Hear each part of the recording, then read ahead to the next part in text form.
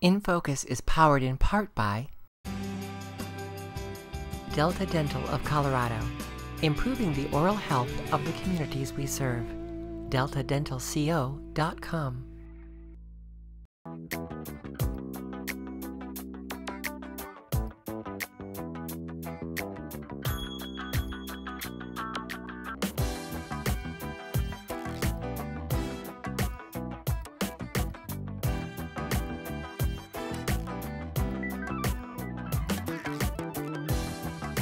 Welcome to In Focus with Eden Lane. Later we'll meet actress Zoe Bell, who is appearing now in Django Unchained, but was in Denver to receive an award at the Stars Denver Film Festival. And Colorado artist Alix Evendorff invites us into her workspace, and she reveals some of her process. But we begin with a young filmmaker whose short film The Breakup Tour was an official selection at the Stars Denver Film Festival, and it premieres on Stars this week. We also learn about this Colorado native's feature film, Ex-Girlfriends. Welcome back to Colorado. It's good to be back. When was the last time you got to come back to Colorado? Not for a few months. Thanksgiving, I guess, last year. So almost a whole year. Yeah. But this time you're coming because you're a filmmaker with one official selection for the Stars Denver Film Festival and one film playing as part of the extras of the film festival. So let's talk about your short that's in the film festival first. Well, The Breakup Tour is a short film I shot in New York for a competition where I had to make a short film with a bagel in it. And so that was the problem solving. It had to have a bagel in it. That was it. Needed to have a bagel. I have to say I love the use of the bagel in your short story. Yeah. It's very funny. Oh, thank you. Were these friends of yours that you cast, or did you have to have a casting process? Well, actually, all the actors are people I'd worked with on a feature I made a few months earlier called Ex-Girlfriends. Which is the extra Which is the film. other film I'm having a preview screening of here. And that comes out later in November in New York and on iTunes and Movies on Demand. Yay! Yeah. So the Breakup Tour is, I don't want to, we can't really talk too much about the story because it will give away all of the humor of it. Yeah. But it sort of takes us on a little tour of a small neighborhood. Well, of my block, really. Of your actual that block. That is basically, I just shot it in a 1 block radius all around my house. So it definitely is a personal tour. So you grew up in Colorado, yes, or you were a student here? I did, yeah. I grew up here. I went to high school here. Which high school? Colorado Academy. And Grayland before that. And actually, Colorado Academy and Grayland are sponsoring the screening of my feature, in association with Stars Denver. So it's kind of fun That's a full circle moment. do a little alumni thing. Yes. Go back to CA and talk to a film class. It's kind of fun. So you went off to New York to find your fortune as a filmmaker. You'd think that maybe it would be California to be a filmmaker. So why did you choose New York? Well, I do a lot of theater as well in New York, and there's just such a great, group of actors in New York who are all just hungry to work. So it's really a nice little community. Actors everywhere are hungry. Yeah, exactly. Hungry to work. Exactly. Well, I worked in theater, and then I went to film school at Columbia University. So New York's kind of my hub. I guess I'm just, a Woody Allen fan at heart. So I guess New York was the place I had to be. So what's your favorite Woody Allen film? Oh, I mean, Manhattan, you can't go wrong, yeah. Yeah. Well, we explored as much as we could about the short film that's in the festival without giving it away. So let's talk about your feature film, Ex-Girlfriends. Yeah. You not only wrote and directed that one, but you actually play in that film. Going the full Woody Allen, yeah. I mean, why not? It just seemed like too much fun to not do it. So tell us about this film. Well, this is a film, the first feature I've made out of film school. That was kind of a tiny little production that started to turn into a much bigger thing when we brought on. It started off as a tiny, the look of it is like any other major feature-length film. So how did you do that if it started off as such a small project? Well, I mean, I have a bunch of collaborators from Columbia Film School who, were passionate about the script and really eager to, get on with making their first feature as well. So we kind of pulled together a lot of favors, got a lot of resources. I mean, with the technology now, you can really make something that looks great on a really, really low budget. So you didn't shoot on film, you shot this digitally, is that Yeah, we shot correct? it digitally on the Red. which is great. I mean, it's a 4K. That's a high-end camera. It is. It is. We definitely, you know, begged, borrowed, and stole whatever we could. But I mean, shooting in New York, you just turn the camera on a street and you have great art direction. Is there a challenge about getting permission to shoot like that, or do you just sort of do it and ask for forgiveness later? Well, we definitely got thrown out of Grand Central a few times. I mean, there's some Because it's expensive stuff, to get permits to shoot. Yeah. Yeah, some things you don't need permits for, and then others like Grand Central, you can start shooting in one area, get kicked out, and then it's so big that we would just kind of go into the tunnel and start shooting in another part and then get kicked out there. But we got the scene, so it all worked out. That's the important part. You got the scene. Yeah. You didn't have to blow your budget to get one scene. Exactly. Since you started here, you're going to talk to some alumni from the schools you attended. There were going to be some filmmakers or aspiring filmmakers there, and there are definitely aspiring filmmakers who watch this. So what sort of advice do you give to young filmmakers who want to do the kinds of things that you're doing? I would say you just have to get out and make the movie that you're passionate about and not wait for someone to give you permission to make your script. The technology exists for you to go out and do it yourself and for it to be a really high quality product. So I think if you have a story that you want to tell, you got to go do it. So you wrote both of these scripts. How did you make the choice to be in Ex-Girlfriends? Was that your original intention, or did it just turn out that way? I think the decision to act in it was kind of, I don't know. Let me ponder how to answer that. Yeah, I mean, it's a very personal film, so it felt very much about my world and my circle of friends. And all the actors are people that I've worked with forever, so it kind of felt like a fun opportunity to be involved on both sides of the camera. Was that sort of a strange experience to be directing your friends and also be up here in the scene with them? Well, I mean, I just cast really good actors who knew what they were doing. I mean, you don't have to give Jennifer Carpenter a lot of direction. She knows so much more than you do about acting, you know? You just had to point the camera in the right direction and talk to your director of photography to see which look you wanted. Yeah, I mean, it was a very small group of collaborators with the producer, the director of photography, and then the actors. And we all kind of were just going after the same thing and all really contributed to the creative process. And you know, that created a safety net where I could be acting and also have eyes behind the camera to tell me when I was hitting the mark and when I was not quite making it. Whether you were literally hitting your mark or hitting the mark. Essential. Totally essential. Do you still have family that lives in Colorado?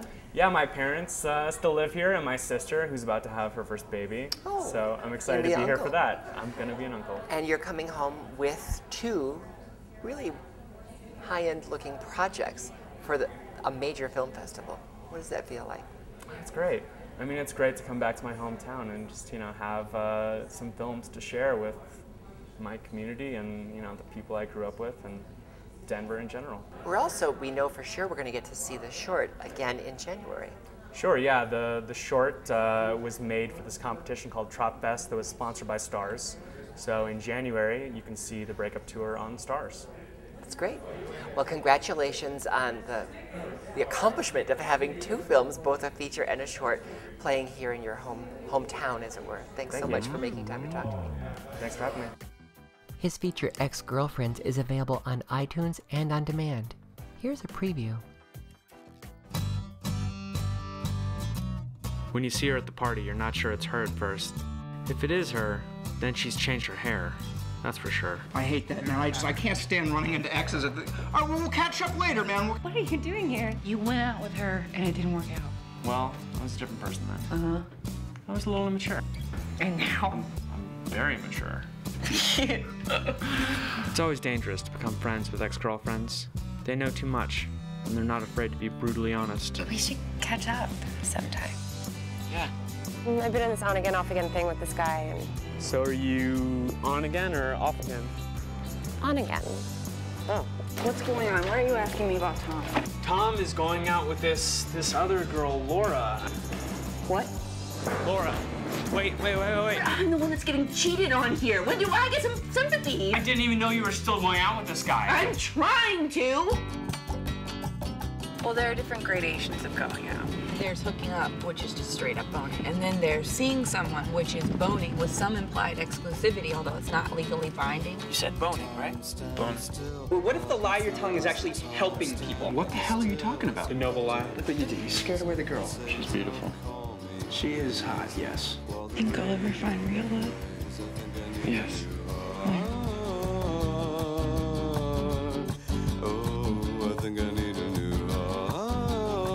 Maybe I should just date guys that have girlfriends. Yeah, no, that's a really good idea. You should follow that up.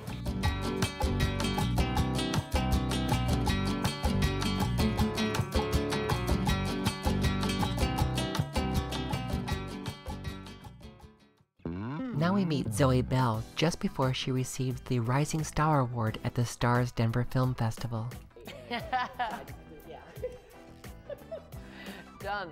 Slated. Have you visited Colorado before? No. It's been one of those places I've felt like I should definitely have visited. As active as you are, yeah, this is definitely a place you should add to your regular roster of places. Oh, and I've already decided. We got in last night, and I looked at my boyfriend. And I was like, this is because we have to leave Sunday. We both have to be back Monday. I know. I was like, this is not good enough. We need to come back. Like, if we didn't have the things we had on in the next couple of days, I would have postponed. Oh. Sunday, tomorrow is our tourist day, so we're going to rent bikes and that's a brilliant way to see. Right? This, that's what we think. We have those charming bikes to rent here. I know, we just spotted some on our way in here. We were like, those are the bikes, we rent them. The reason you're visiting us for the Stars Denver Film Festival is you're receiving an award while you're here. Yes. Congratulations. Thank you. That award has gone to some of my favorite actors in the last few years. Yeah, I looked it up and I was like, wow, this is not just some little, I'm honored. Good. Yeah. And I think you mean that from the way you say it. Yeah. The film that we're getting to see during the festival isn't a brand new film, but it is it's one of those movies that I watch like this. Yeah, my mom's the same. Yeah. So tell us about this film. I'm sure most of our viewers have heard of it. It's a Quentin Tarantino film. But yeah, that's probably why. Yeah. It's called Death Proof, and it's a Quentin Tarantino film. It was actually my first acting role ever. So that's sort of No. Yeah. He's responsible. He's responsible for this. He created a monster. Something tells me there was all of that there before he met you. Well, it was disguised a little bit more like a tomboyish jock type stunt woman before the acting thing the acting bug caught on. But do lots of stunt women and men want to also act, or is no, that unusual? I don't think it's unusual, and it was unusual for me. I didn't want to. I don't mean like I didn't want to. I mean I hadn't thought like that for myself. It was never my intention to move into that. And then Quentin was like, well, I kind of wrote the script for you and you're in it, so you're gonna have to say these words, and gave me the script. I was like, oh, that's terrifying. That's probably why you wanted to do it, because it was terrifying. Because it was terrifying and because it was Quentin. Because it was Quentin first. Yeah. Anyone else I would have been like, oh no, I can't. I'm not capable. But so when you were doing stunts for other films, you were sometimes a double, sometimes just doing a stunt. Yeah. So what was that like? Usually doubling. I was sort of usually doubling. It was great. I loved it. That was what I did. I enjoyed the mimicking of someone else. You know, watching the way Uma would carry a sword compared to the way Lucy Lawless might carry a sword, or. Because I don't think people realize that you are acting even when you're only doing the stunts, because you have to emulate their body language, their carriage, all of that. I never realized it. Again, I never realized, because I just thought I was just an athlete, just a jock, you know. And Quentin was the first person, when we were doing Kill Bill, who was like, well, yes, but why are you running up those stairs? And I was like, because you're paying me. Because you told me to. Because you're paying me to? Like, what are you doing? He's like, yeah, but what is the bride doing? I'm like, I've got to go up there and kill people. And he's like, yes, but why are you killing these people? I was like, oh, because they screwed me over and they took my kid and they tried to kill him. Now I get, you know. This was the first time I'd considered that my performance was coming from somewhere other than getting it structurally correct, you know. And then we get to see you tackle it as a full-on character. You're doing the entire, you even did your own stunts. I did my own acting in this movie. You did your own acting. I'm my own dialogue double. So tell me what that was like. How was that different for you as an artist, as a creative person? It was, parts of it were very similar, just the action parts, you know. It's that kind of movie. Yeah, exactly. But I definitely found it was terrifying having the camera in facing my face because nobody likes that. I know. I'd spent my whole whoa. She's doing her own stunts right now. They just follow me wherever I go. But having the camera right there was terrifying. Well, and A, it's terrifying, but B, I had built up an instinct to know exactly where the camera was to avoid it. Because if I'm doubling someone and you see my face, we can't use the shot. So my job trained me to avoid the lens. So I would know where the camera is at all times and hide behind my hair or my hands or somehow make myself unrecognizable. And then the camera's on me, and Quentin, the first time we did a pass of me on the car, he was like, Zoe, come and have a look at this. And I looked at it. Scary. It scared me seeing it the first time. I was like, oh my God, no wonder you're so scared, you know. And I was like, that looks amazing, you know. I just beeped my own self. And he was like, yeah, but what don't you see in that? And I was like, what are you talking about? That looks... Your face. 2 minutes, you never saw my face. And the camera was moving all around you, because every time it started to come down here, I'd move away from it. And like, because you're the actor playing the part, he needs to see my face. Yes. Yeah. So I had to do the opposite. So that took me a little while to fight that instinct. So that was just your first time acting, but you've done some since then. Yeah. Tell me about that.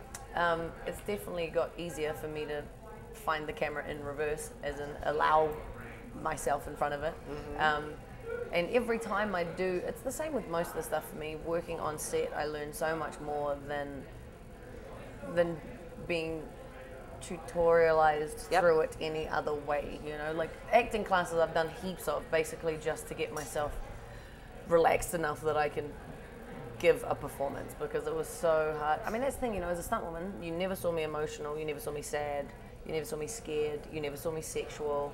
You saw me like upbeat or determined. Those are the two places you'd see me. Now we see all of those other colors. Yeah, and not only am I allowed to, but it's required as part of my job description to emote, you know, and that was the scariest part. And this weekend you're getting an award to recognize the strides you've made in that work. I know, it's kind of exciting. And then I've got this, I've been offered a role on a movie that's meant to be shooting in New York. Now we don't know when because of Sandy. And then there's another movie that I'm meant to be the lead of, both independents, at the beginning of next year. And I did Django this year. And it's just suddenly like, and then when these guys called me, I was like, oh my goodness, I might actually be able to receive that award and feel good about it, instead of be like, what are you people talking about? Don't be ridiculous, you know, like. What did your mother say when you told her? You said she watches your movies like this. Yes, she does. Well, Death Proof, she watched a bit like that, but she's getting better.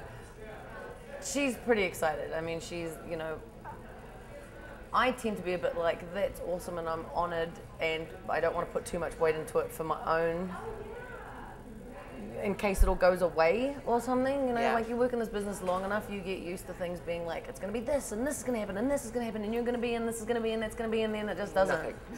You know, and I produced a movie this year as well, which the trailer's going to be screening before Death Proof. I'm so excited. Oh, how fun. Yeah. What's the name of that? It's called Raze. R-A-Z-E. People are like, is it Raze? I'm like, no, that's the musical. This movie is actually about 50 women that are forced to kill each other. So, fight to the death. So it's not a musical at this point. But just feeling how many times it nearly went away. Like it was death and then nearly went away. Or this, you know, it's like, I think you get really, you either get jaded or you just get good at... Guarded. Yes. Yeah. Or postponing guaranteed excitement until... You know, like someone tells me a good job, I'm always like, okay, when I'm eating breakfast on set that first morning, that's the happy time. I think there's going to be a lot of breakfasts on the set for the first morning to come. I hope so. And I'm so thrilled that we got to meet you, and I cannot wait to see Raze. I know, me either. I know. We just saw the first cut the other day. And I think you should realize that this award acknowledges the work that you've done, and probably will give other young women who are jocks or tomboys the idea that they could do some of the things you're doing. Yeah, oh, that's a really nice way of putting that. Thank you for making time for me this afternoon. Thank you for making time for me.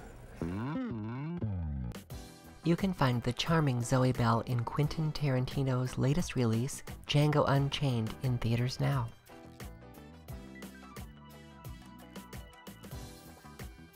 Now we visit Colorado artist Alix Evendorff. She invited us for a rare visit inside her artist studio. She was preparing for an art show at the Arvada Center over the holidays.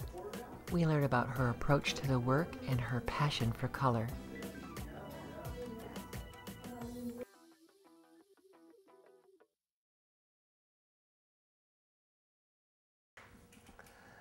Thank you for inviting us to come and see your workspace, your art studio today. I know it's a very personal thing to let us into where you're working and see what you're in the midst of, and I appreciate that. Thank you, too. So you work in oil. Tell me about your work. What is your, I know it's abstract, but tell me about your approach to your work. Oh, that's very hard to actually put in words. It's a very mental process. And mostly I'm inspired by color. So before I start anything, I have this color inspiration. I might be thinking blues or greens or see something or see a tree or see somebody's blouse. And I think that those are really wonderful colors, and it's always my starting point because that's an emotional thing for most people. And colors affect different people in different ways. Like some people would see red and think it's an angry color. I had somebody say that to me once at a show. Oh, you must be a very angry person because you wear red and you have red in your paintings. And I thought, it's a very bright, passionate, lovely color, bright and happy. And so there you... It could mean desire. It's wonderful. Yeah. I love red. I love bright colors. But of course, it affects everybody in different ways. What is the stage at the pieces you're working on now? I know I see one here. Tell me what's inspiring you now? Oh, well, you know, this is really in progress. It's way down. It's just really at the beginning.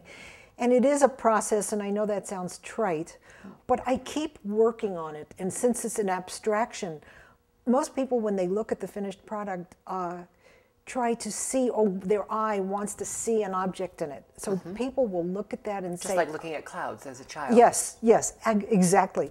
And they'll look at it and see an eye, or a foot, or body parts, or men see cars and wheels, and oh, it's really very interesting. Women see hats and shoes.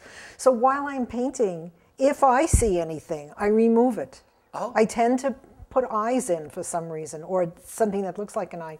So I take out anything that is literal. And then when it ends up, somebody always sees something anyway.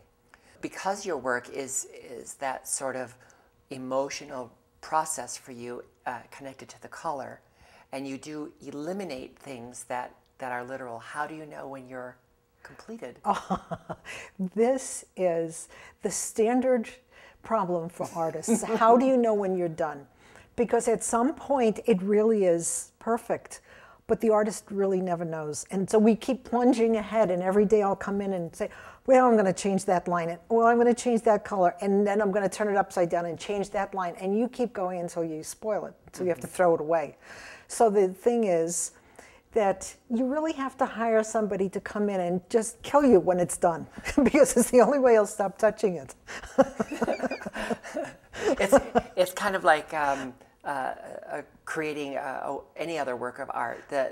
It's the process that feeds the artist. It is. And not the outcome. Yeah, absolutely. And the inspiration really doesn't come before I start. The inspiration comes as I work. If I come in and I start working and it just goes from there, and then I can't leave it alone and I keep going. And I try to keep my hands off it when it's pretty close to the end so that I don't mess it up at the last minute. So you'll be showing about a dozen pieces? 10, yeah, 10, 12, pieces? yeah. 10 pieces. And I'm sure that process of selecting which pieces go together, I know you said you do it based on the colors, but I'm sure that was its own problem solving to decide where to begin. How did you do that? Right, and it's the size too, because I have a certain space to put them in, and I want to hang as many as I possibly can, and I want them to be harmonious so that the wall itself looks complete. So I just chose different sizes, you know, different prices. As we look around your studio here, we're seeing a wide variety of color, a wide variety of sizes, but it's all this oil medium. Do you ever work in other mediums? No. No, and you've always been in... I love oil. You love oil? I love oil. What is it about the oil that you love?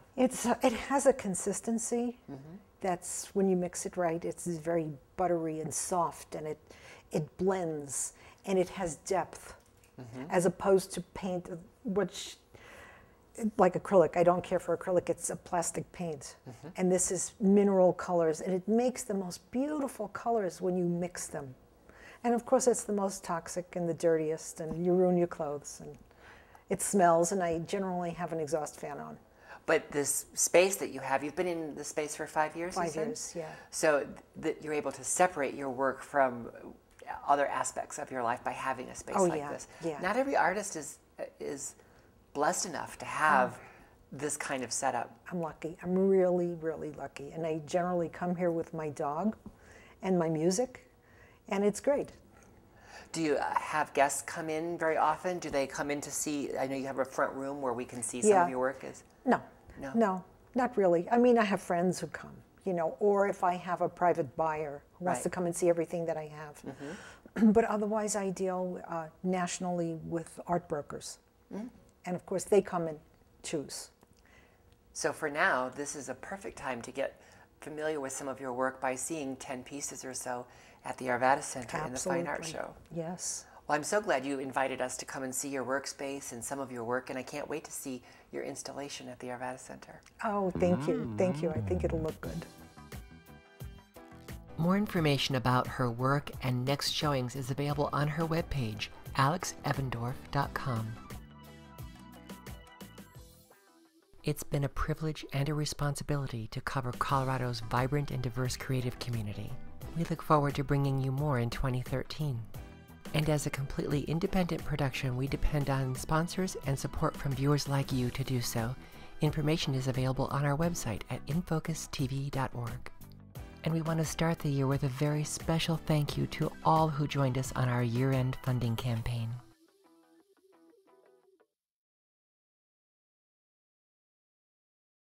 That's all for this edition. Remember to join us on Facebook and Twitter. With all that Colorado has to offer, we're here to help you keep it in focus. Thanks for watching. Good night.